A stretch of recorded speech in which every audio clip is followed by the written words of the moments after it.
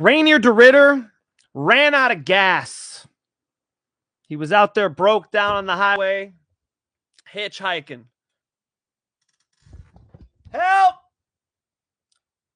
Got no gas. Anybody spare some? Nobody could spare some gas. He was so exhausted midway through that fight that you could see he was just okay with being close to Brendan Allen. All he wanted was just to bring his knees up to his chest and work that guard. Feel that warm body on him, right? He didn't want any separation, and Brendan Allen was actually obliging that. He got some ground and pound off, but you could hear his corner. You could hear Bilal, Horacio. They're like, stand up, stand up. And Brendan Allen kind of did the opposite. He takes, de Ridder down. He gets to some good spots of ground and pound, but, you're rolling the dice even with a tired Reiner de Ridder.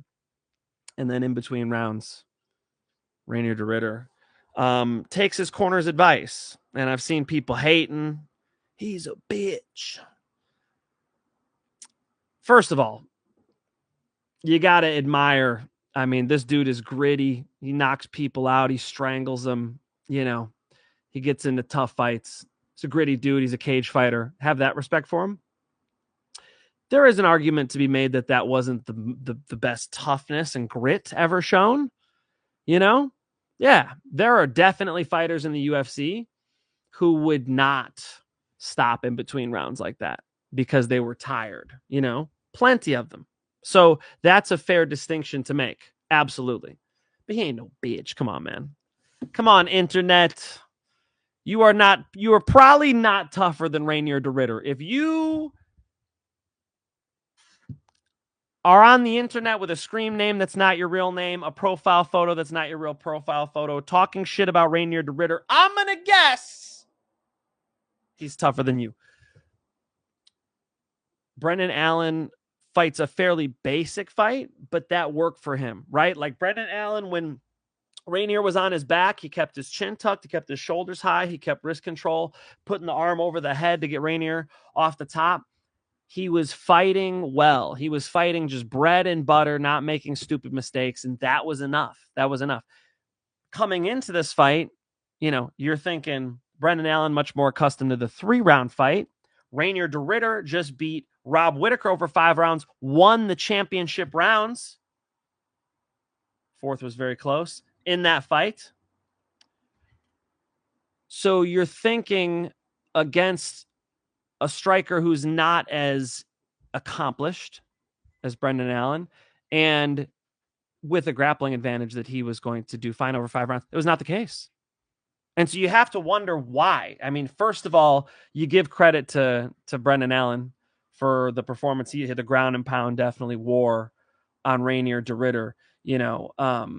Brendan Allen's fitness is tremendous. Brendan Allen's strong as fuck in the clinch. I mean, they were clinching and, that's a very tiring position to be in.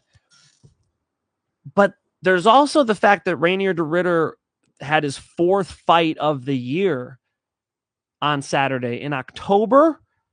That would mean he's on pace for 5 fights in a year.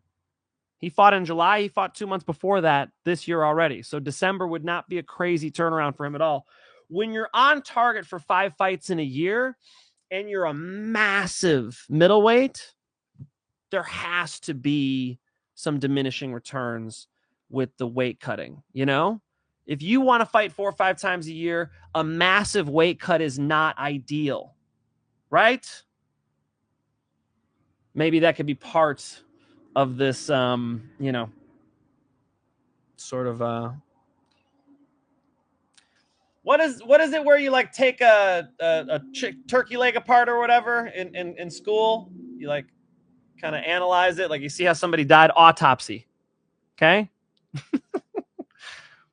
When they're doing an autopsy on this fight, I think looking at those massive weight cuts could be one of the focal points. How dope was the double overhooks throw that Reiner de Ridder hit?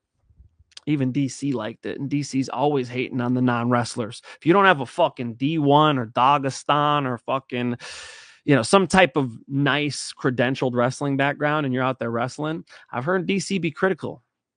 You ever hear him talk about Poetan's takedown to Izzy? He was hating on that perfectly, well executed double leg where he ran across the body. DC did not love it. I regress. Brendan Allen believes he should be ranked number 4 now in the middleweight division. Number 4 in the middleweight division would put him right underneath Sean Strickland, right above Israel Adesanya and Anthony Hernandez. I see what he's saying. The idea is you take the spot that you just, eliminated, right? So the problem I'm seeing is I think Fluffy beats him, right? I don't think he actually is the 4th best middleweight in the world. Him and Drickus is interesting. Drickus is actually number 1.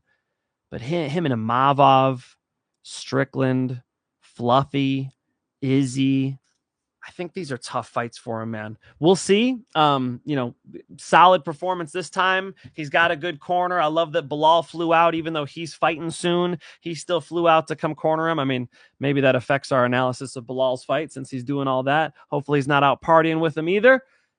He's not. But, pretty goddamn respectable fight and performance by Brendan Allen. Co-main event of the evening. It was Mike Malott and Kevin Holland. Mike Malott kicks Kevin Holland in the nuts. I mean, it looked like a kick to the nuts to me, for the long break. Fucking crowd was booing. Hey, just because you're an alcoholic, okay, doesn't mean that you can boo this man who got kicked in the nuts because you're up there in the nosebleeds and you think you could see on a screen exactly what the fuck happened. No, you can't, okay? It hit the cup. So when it moves your stuff around, it was a nasty kick. Now, that was a bizarre turn of events in that fight. 1 of 2 during this event. I mean, Matt Frevola getting a second chance was crazy. It seemed to me that Kevin Holland was showing all the signs that he couldn't continue and they just let him continue. So it was kind of up to the corner or somebody else to step in. It was kind of fucked up to watch somebody who's, hurt from a ball shot out there fighting, That's why they have 5 minutes. And then that's why you have a corner to be able to, because these fighters don't want to quit, They don't want to throw in the towel. They don't want to be out there saying, I give. Look at how fucking RDR gets treated. Holy shit. The internet's ruthless. So you got to have a good corner who's there to help you and not, put it on them and not you, Deontay Wilder gets to say, hey, I didn't want to stop. I'm ready to die out here. It was my corner. And some fighters need that. Mike Malott still gets the dub over Kevin Holland. Not that impressed. Not that impressive of a performance. Was my pick. Aiemann Zahabi beats Marlon Chito Vera. This was the the 2-unit lock on Premium Channel. Aiemann Zahabi just able to eke out that 3rd round. I mean, let's be honest. This thing was close. Aiemann clearly could beat Chito when he was moving forward and just at times just kept making decisions to not move forward. And I think that, when he did that, it kind of let Chito back into the fight. So I think he won, but fuck, man, you don't want to leave it that close, What a fucking sweaty palms one for me, but I don't recall ever a 2-unit lock missing. Here we go. 2-unit lock. Aiemann fucking Zahabi gets it done. It's like minus 126. I don't know. Close to even odds. Sorry for fading you, Chito. You are a tough motherfucker, man. Chito pulls up in Canada. He still don't give a fuck. Manon Firot knocks Jasmine Jasudavicius out. Manon Firot, a woman who's gone to a decision in her last 1, 2, 3, 4, 5 fights, including fights against Jennifer Maia, Mayra Bueno Silva, Ketlin Seminara. Okay. She's going to decisions with everybody. Valentina Shevchenko, decision loss. She goes out against Jasmine Jasudavicius in Canada, who's on fire, who's been able to take women down and submit them. She's on a roll. I'm waiting for the takedown, and boom, just gets stuck by Manon Fiorot. Wicked fucking performance by Manon Fiorot. DC was criticizing her on the mic. He was going, she seems a little tentative. Wham! She comes in there and just puts Jasmine Jasudavicius out, follows up with the ground and pound. That was a perfect stoppage. Who are you goons saying that was not a perfect stoppage? Early stoppage. That's what people are saying. I've really seen this. There are really people out there who watched Jasmine Jasudavicius do the chicken dance. Okay. Is that the Macarena? She's out there doing the fucking Macarena. Shaking and shit. Manon Fiorot comes in with the ground and pound. She fucking face plants, headbutts the canvas, unconscious. Pops right back up, stumbling and being caught by the ref. But it's like, guys, you wanted more? Like, what the fuck is wrong? They're like, oh man, women's MMA gets stopped early. Bro, if this guy's headbutting the canvas unconscious, the ref better come in. What are you talking about? It doesn't have to do with sex. It has to do with the fucking physics. Are the lights on or not? Okay? If the lights are not on, that is called a knockout. They are out. Out. Unconscious. She was flash KO'd. She headbutt the fucking floor. Okay? Everybody's like, I know there are people out there. Why do they let them fire me up? Just don't even listen to them.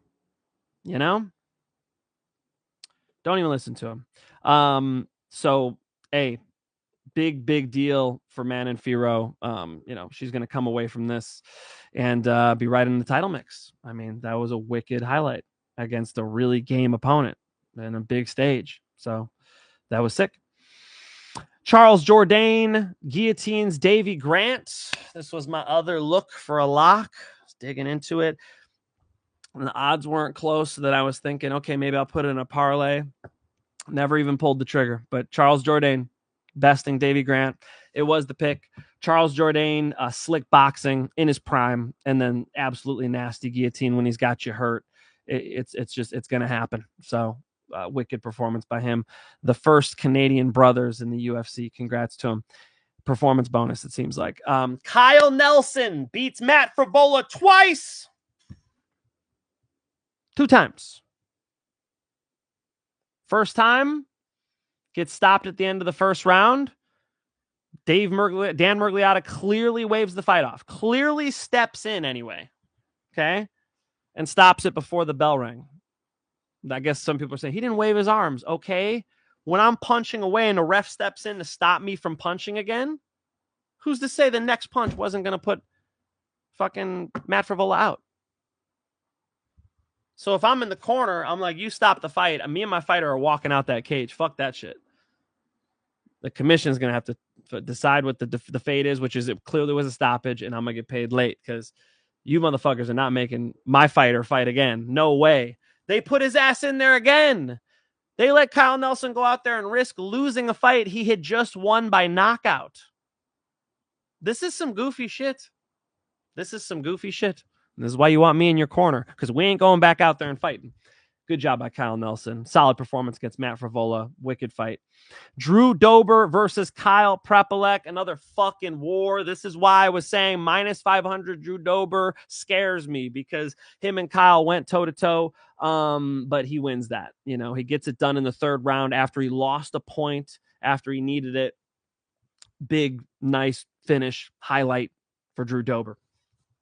Aori Qileng knocks out Cody Gibson. Just smoked him. Just looked good. I mean, for a dude who fights infrequently, he got right on the gas pedal. Not a slow start. And you could see Cody Gibson.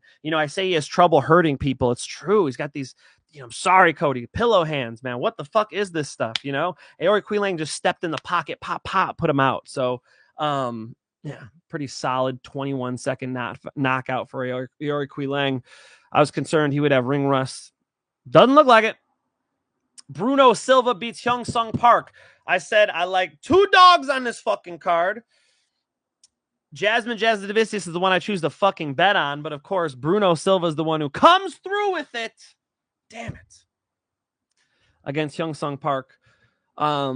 He was one of my favorite dogs on the card because he's a vet and HyunSung Park's a newbie.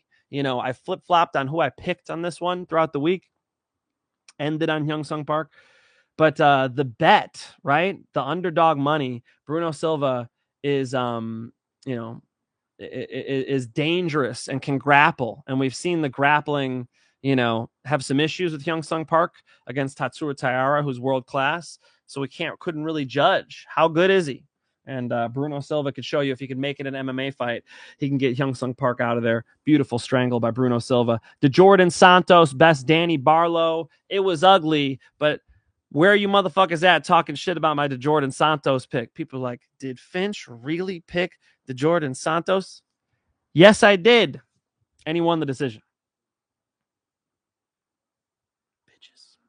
Stephanie Luciano beating Oliveira. Late submission, was able to kickbox nice on the outside. Wonderful performance by Stephanie Luciano. She was in the parlay, but Yousri Belgaroy, God, I got to get that last name right. I think I watched this one with the fucking volume off, but I watched it twice because, god damn, Yousri has some nice stand-ups. Aiemann Bekoev was one of my most confident picks, and he gets the takedown exactly like you would think against this, pro kickboxer.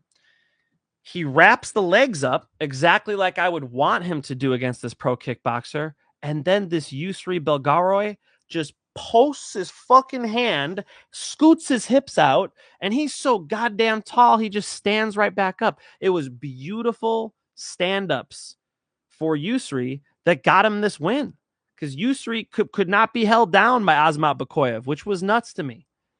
I figured the pro kickboxer would be better at the kickboxing, even though Bekoev missed some shots that were getting a little wild, a little stupid, I was like, man, he's taking more risk than I'd like to see. He's usually a little bit better at, staying in his stance and not leaving himself open than this.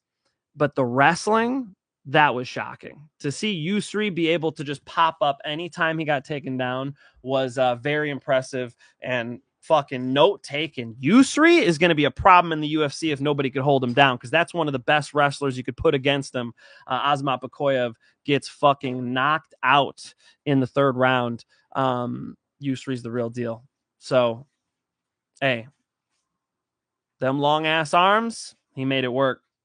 That was very nice. Melissa Croden beats Tayanara Lisboa. That was also my pick, and that is the entire card. It was fun. Yeah. Canada always has a good time. They turned up. I liked it. And I'm looking forward to this fucking pay-per-view. We got Tommy Aspinall taking on Cyril Gane, Verna Jandiroba, Mackenzie Dern for the belt. Usman Nurmagomedov, Mario Batista. It's nice. Mario's been on a fucking roll, and Umar needs to bounce back. Alexander Volkov, Jailton Almeida. Sick heavyweight fight against two real fucking heavyweights who have talent, who have high skill. Alexander Rakic and Azamat Mirzakhanov's nice, etc. Okay? Ikram Alaskarov, HyunSung Park. It's a good card. I will see you guys tomorrow night for my 5 most confident picks for the pay-per-view. And until next time, it's peace and love.